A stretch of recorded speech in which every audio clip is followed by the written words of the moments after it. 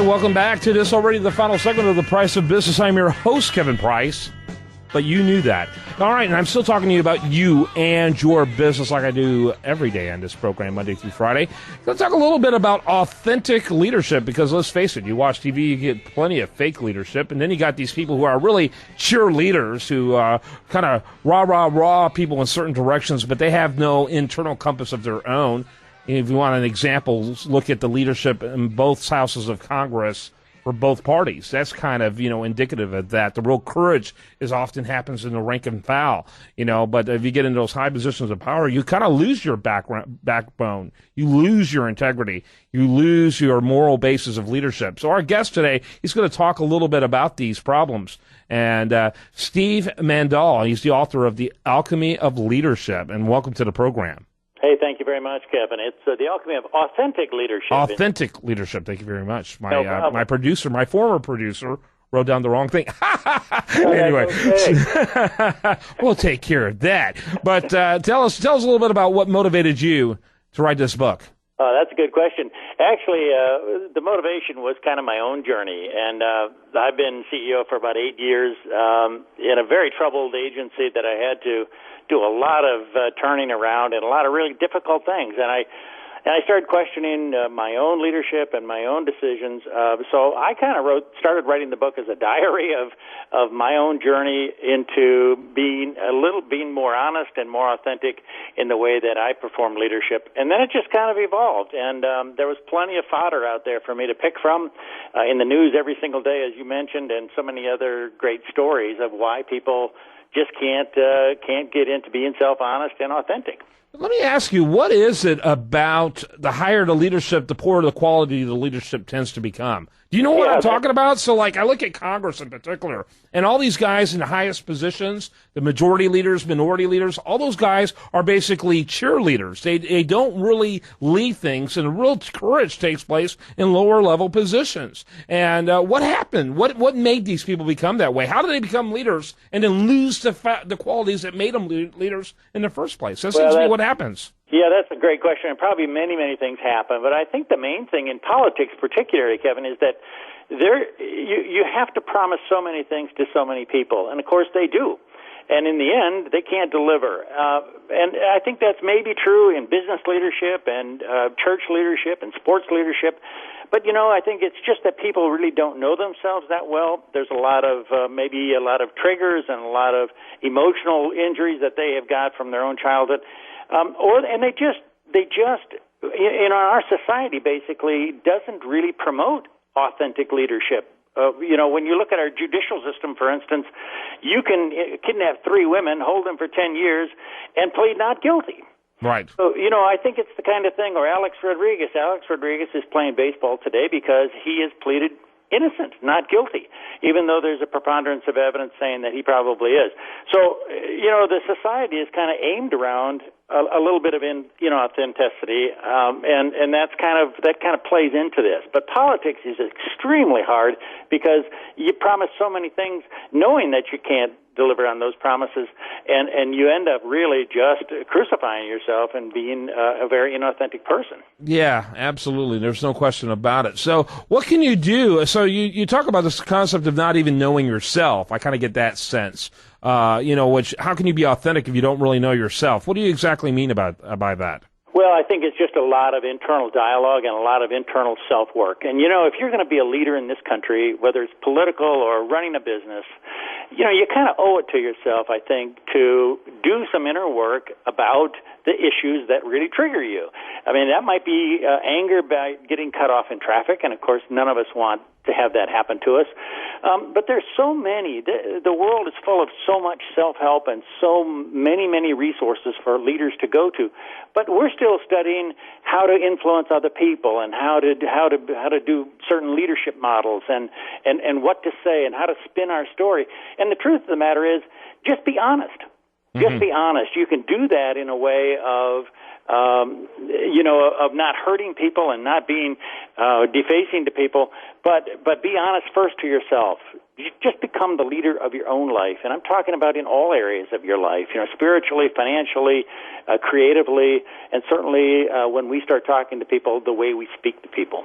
Yeah, very, very interesting, talking about authentic leadership, and how do you acquire that? You talk a lot about family of origin issues, dialogues that are created, and I think of groups, like adult children of alcoholism and groups like that I've read about. Is that a little bit of what you're talking about? Are you alluding to some of that, overcoming some of your family of origin issues, recognizing that, your parents probably did the best they could, but they didn't have a whole lot to bring to that situation, but you now have an opportunity to parent yourself, to become the person, including the leader you want to be. Talk about that. Yeah, no, you're absolutely right. I think it's a great point. And you take a look at a politician like Anthony Weiner, for instance. He obviously has an internal emotional wound that kind of possesses him to do certain things that you and I hopefully would not do. So, these are issues about I'm not attractive enough, I'm not beautiful enough, or people aren't going to like me until I can do certain things, or it's a voyeuristic kind of thing. You got to heal that. You have to kind of get that together before you go out and say, by golly, I'm going to be a leader of our nation, or I'm going to be a leader of my company, or I'm going to be a role model for kids. And yeah, a lot of it does come from childhood, but there's other things too. There's a lot of stress in our daily life, and there's a lot of great research out there about how we almost have two brains. The one brain says, gee, I'm going to have a cookie, while the other brain says, no, you should go and exercise today. And who wins out? It's a matter of this willpower kind of issue that, and there's a great book out by Kelly McGonigal that talks about this willpower instinct that we mention in the book, that just talks about this double brain that we all seem to possess. And, we can pick on leaders, but all of us have this same issue. All of us have this same journey. Mm-hmm. Yeah, that's interesting. Another thing they talk about in the whole adult child. And by the way, if you read the literature, people say, I have these weird, behaviors as an adult where I feel like a child, but my parents weren't alcoholics. Believe me, they don't have to be alcoholics for you to have adult children of alcohol type symptoms. But they talk about the inner child, and sometimes there's even multiple inner children, multiple minds, if you will. And I don't mean like a multiple personality disorder, but different parts of your personality that have more maturity than other parts. And you have to give special attention to those parts that have less maturity to literally help it grow up. Talk about that. Yeah, no, you're absolutely right. And I think the maturity comes from facing yourself. And I love that. I love that song that Michael Jackson said, that change the man in the mirror. Look there first. Do your inner work. And before you go out and become a CEO, or if you are a leader, then by golly, you should be finding these resources to help yourself through these difficult things, because we all have high anxiety times, and we all have these kinds of issues. Here's a guy like Bernie Madoff was a man so full of guilt and so full of remorse for what he did. He had the money to go in and fight that thing, but instead he said, I plead guilty. Yeah. And in our country, the problem with all this now is that our legal system says, no, never plead guilty, because we can get you a reduced sentence. So even from the smallest things, we've got a friend who got picked up for speeding, and he took out one of the judges in the case, and he got himself a mitigated or thrown out sentence, because we don't want to plead guilty. No. But the truth is that we have to really look at ourselves and say, it's just so much easier to live a life that's honest. I used to kind of have a heavy foot, and I would drive fast. And then I got to thinking, I'm tired of looking in the rearview mirror to see if I'm ever going to see blue lights. Mm-hmm. So, now I don't speed, and it's not because I'm a great person. It's just that I don't speed because I don't ever want to see blue lights in the mirror. And by golly, I haven't. So it's kind of see, I solved that problem. The government took my license away years ago, so I don't have to worry about that at all. I'm just joking. Oh, my God. People are going to be doing Google searches on, how did Kevin lose his life? Now, there were times where I wish they would take it away. But what you're saying is absolutely true. Because whenever I have had mitigated, I mitigated some of the consequences of things I've done. And I've done that. I know very few people who haven't done that in their life. I carry a certain level of discomfort in myself for not owning entirely what I did. And I think that has a pretty devastating effect on our self-esteem. Oh, you are so right about that, and it's really well spoken. That's the absolute truth. And there's a domino. I just have so much experience in doing that. No. Well, we all have, haven't we? We do. nobody's more ethical than anybody else. Everybody comes into this life with wounds and things they have to work on, and that's really one of the purposes, I think, of living, is just that we make ourselves internally the best person that we can. You know, there's a whole theory about a domino effect of bad choices. You make one bad choice by saying, I think I'm going to stay up late tonight and have a few extra beers. You go to bed late. You wake up with a hangover. You've got a 9 o'clock appointment with the boss. That doesn't go too well because you're hungover. And all of a sudden, this whole domino effect of bad choices leads people to what? Maybe crime? Maybe lots of bad choices. So it's just easier to live. It's just easier to live a cleaner life, and that isn't a it whole is easier thing or anything else. It's just saying it is easier. It's easier. It's so much easier. You know, I like to say that our behavior mirrors our self-esteem. And so, you know, if we're doing, you know, cutting short, you know, making shortcuts, trying to mitigate the consequences of our behavior, saying one thing and doing something else, that mirrors a pretty ugly, unhappy, unhealthy self-esteem. Yeah, doesn't it, though? Really well said. You know, you have a guy who, like, Bill Clinton's a good example. You had a guy who had an opportunity, and Alex Rodriguez does as well right now. He had a guy who had an opportunity to say, yep, I have a sexual dysfunction. I've got a sexual addiction here. And I'm going to admit to that, and I'm going to try to heal a whole lot of other people in this country and around the world that have a sexual addiction. Alex Rodriguez has an opportunity to stand up and be a role model to boys and girls everywhere by saying, yep, I'm guilty. If he is. I'm not saying he is, but I'm guilty, and I'm going to make this right.